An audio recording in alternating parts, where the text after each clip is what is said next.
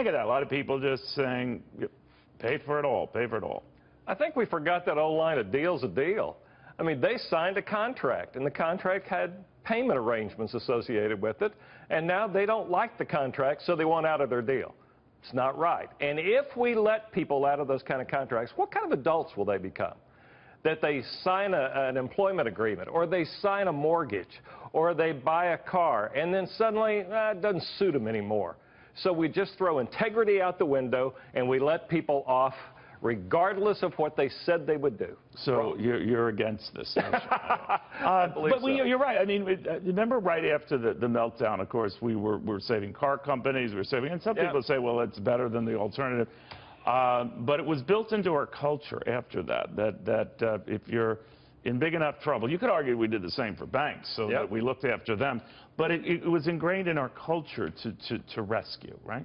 Well, I think that also got us to this point of deservability, that I deserve to be rescued regardless of my poor decisions. And I think that goes to this whole idea of consequences. I think we're in the mess we are right now. My book's about core values. We let core values collapse because we didn't have any consequences. There's no downside for stupidity these days. And until we impose consequences... Well, what are some of the core values we've forgotten? Honesty, integrity. Most of all these days, we've lost respect, work ethic, adding value to people, just being nice. Kindness is a core value, and the whole idea of self-sufficiency. And this sort of ties to most of those. All right, now, you and I had a nice little discussion yesterday and got a lot of response about politicians and being truthful. We got into the Donald Trump Jr. thing, that he wasn't truthful, that he had to take back a comment that he made. But you said it cut to the core of some other issues. What did you mean? If you say something didn't happen and it did, you can say anything you want to. You can make that look as pretty as you want to. That's dishonest, and it's a lie. And we've got to start calling a lie a lie. Don't we expect that of politicians in general? But that doesn't make it right. Yeah. We shouldn't be able to expect that of anyone. And see, what we're trying to do is make the outward control the inner. The inner always controls the outward. And so who you are on the inside eventually always shows up at some level. And in this case, as we were saying earlier, if you lie to me about a little thing, I'll never trust you about a big thing. That's who we are as humans.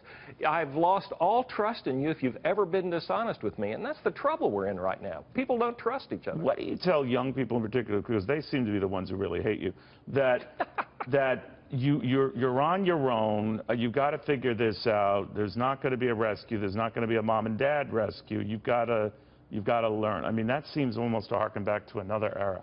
I hope it does harken back to another era.